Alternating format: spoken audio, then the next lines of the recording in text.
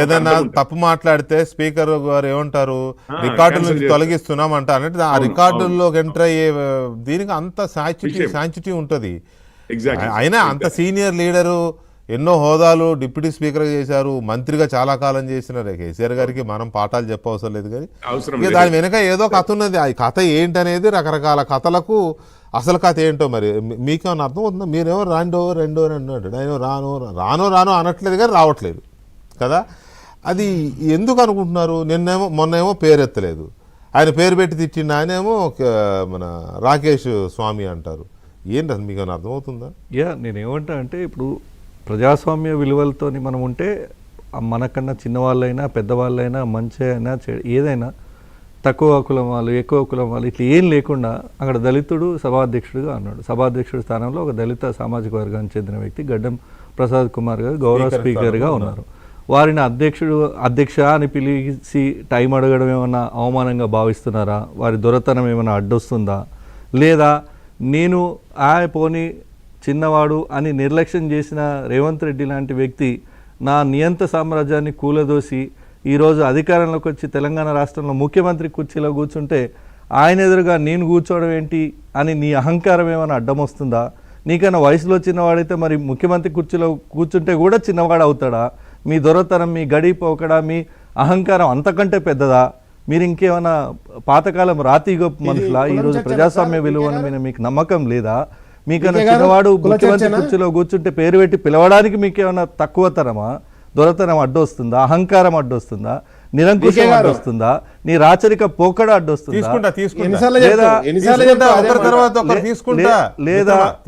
లేదా ముఖ్యమంత్రి గారికి సభాధ్యక్షుల సభానాయకుడికి అని ఏదైనా నివేదించే దానికి ఏమైనా చిన్నతనం అవుతుందా? నీ కిరీటం ఏమైనా కింద పడుతుందా? నువ్వు ఏ కాలంలో ఉన్నావు అనేది ప్రశ్న తెలంగాణ సమాజం నుంచి వస్తుంది. దానికి సమాధానం చెప్పాల్సింది కేసీఆర్ గారే. ఒకవేళ కేసీఆర్ గారు రాకపోతే ఒకటే, చేసిన తప్పులు ఎండగడతారు కాబట్టి ముఖం చెల్లక రాలేదు అనేది విశ్వవ్యాప్తం అవుతుంది. అది ఫర్దర్ కూడా జరుగుతుంది. అంతకంటే ఏం ఆశిస్తాం ఆయన నుంచి? కానీ ఒకటి, నీకన్నా వయసులో చిన్నవాడైనా పెద్దవాడైనా, కులంలో చిన్నవాడైనా పెద్దవాడైనా, హోదా రాజ్యాంగం కల్పించిన హోదా ముఖ్యమంత్రి అయినా స్పీకర్ అయినా వాటిని గౌరవించవలసిందే. గౌరవించడానికి మా దొరతనం, మా గడిలతనం, మా నిరంకుశత్వం, మా రాచరిక మా అహంకారం అడ్డొస్తుంది అనుకుంటే ప్రజలు రాజకీయంగా ఏం శాస్తి చెప్పాలనో ఇప్పటికే చెప్పిండ్రు, భవిష్యత్తులో చెప్తారు. రాకేష్ గారు ఏమంటారు సార్? ఇప్పుడు వికే గారు మిమ్మల్ని, కేసీఆర్ గారినో లేకపోతే రేవంత్ రెడ్డి గారినో లేకపోతే నన్నో మహేష్ గారినో కులాన్ని, లేకపోతే పోరెడ్డి కిషోర్ రెడ్డి గారినో కులంతో మనం ఇక్కడ కూర్చున్నామా సార్? అంటే మన కులాన్ని మార్చుకోమంటే మార్చుకుంటామా? ఏం భాష సార్ వీళ్ళు కాంగ్రెస్ పార్టీ వాళ్ళు? సబ్జెక్ట్ లేనప్పుడు ఏదో ఒకటి మాట్లాడిపోవాలని చెప్పేసి కేసీఆర్ గారిని విమర్శించాలంటే అహంకారం నువ్వెవరు ప్రశ్నించే సార్? వికే గారు మీరు ఇన్నసేపు విన్నారు కదా, నేను మాట్లాడేటప్పుడు మాట్లాడే కదా. నేనేమని అంటున్నానంటే కులాలను మార్చుకోమని చెప్పేసి కులంతో వచ్చి ఇక్కడ కూర్చున్నామా? నీ పార్టీ నుంచి నువ్వు వచ్చినావు, నా పార్టీ నుంచే నేను వచ్చినా, అంతేగాని కుల ప్రస్తావన ఇక్కడ ముఖ్యమంత్రి గారు ఏం తీసిరో మీ ముఖ్యమంత్రి గారు ఏం తీసిరో అదే పోకడ మీరు కూడా పోతుర్రు.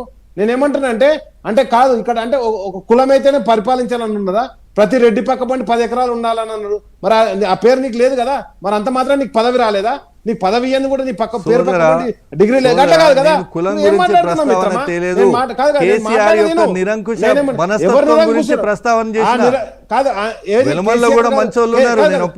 కేసీఆర్ కూడా మంచి దాతృత్వం ఉన్న వాళ్ళు ఉన్నారు, మంచి గుణాలు ఉన్న వాళ్ళు ఉన్నారు, పేదలు ఆదుకున్న వాళ్ళు ఉన్నారు. కానీ నిరంకుశత్వాన్ని ప్రశ్నించిన నేను వెలమ కులాన్ని కాదు. గుర్తుకు రాలే తెలంగాణ పోరాటం చేసినప్పుడు గుర్తుకు రాలే. రాజీనామా ఒక్కడే చేసిండా? నువ్వు పోలేదా జైలుకు? నేను పోలేదా జైలుకు? పోటీ చేసింది ఎవరు? మీరు కూడా ఏమంటారంటే కాదు, నేను ఏమంటున్నా సబ్బండ వర్గాలు చేస్తే కాంగ్రెస్ పార్టీ హైకమాండ్ తెలంగాణ మీద దృష్టి సారించి తెలంగాణ రాష్ట్రాన్ని ఏర్పాటు చేసింది. తెలంగాణ న్యాయం చేయాలని కేసీఆర్ ఒక్కరికే రాజీనామా చేస్తే మా మీద పోరాటం చేసిర్రు. రాజీనామా మా అమర నిరాదీక్ష లేకపోతే మీ ప్రాణాలు మాకు ముఖ్యమని చెప్పేసి చిదంబరం గారు ఎందుకు చెప్పారు? నేనేమంటున్నానంటే కేసీఆర్ పోరాటం చేసి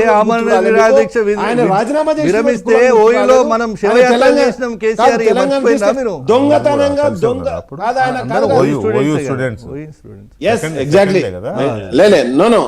సార్ నేను ఏమంటున్నా అంటే ఆయన అన్కాన్షియస్ ఉన్నప్పుడు ఏం తాగిపిచ్చిరో మీరు ఏం ఆయనంతట చేసిర్రో ఆయనే అవన్నీ గ్లాస్ visuals- పట్టుకొని తాగిండు, లే, ఫోటో కాదు. చూపి ఇవ్వండి, ఎవరు? చూపిస్తా. ఆయన అన్కాన్షియస్ ఉన్నప్పుడు ఆయనను పట్టుకొని మీరు ఏం డ్రామా చేసిరో అన్ని తెలుసు, ఆయన తెలియగానే వెంటనే కంటిన్యూ చేసిండు. మరి తెలంగాణ అట్లాంటప్పుడు ఆయన ఉద్యమం ప్రాణాలు కోసం ముఖ్యం ఆ అని రోజు చెప్పారు. కేసీఆర్ గారు నేనేమన్నా చేస్తున్నదాన్ని ఎవరు రాజీనామా క్వశ్చన్ చేసింది చేయలే. ఎవరు? ఈ రోజు కూడా గదే మాట్లాడుకొని కాదు, పాపం ఆనాటి గడుపుతామంటే ఎట్లా? పరిణామాల Yes, గురించి ఆయన ధోరణి. కాదండి, కాదు లే, రాకేష్ ఆయన స్వామి. ఆ పేరుతో రాకేష్ రెండు స్వామి, సార్లు రాకేష్ అధికారంలోకి స్వామి. వచ్చి ఆనాటి రాష్ట్రాన్ని పరిణామాల లూటీ గురించి- చేశారు ఒక కదా, మాట, అది ఒక కదా మాట. బాధ ఇప్పుడు. ఒక మాట, మహేష్ గారు, సార్, దయచేసి, వి- దయచేసి, ఒక వి- మాట. గారు.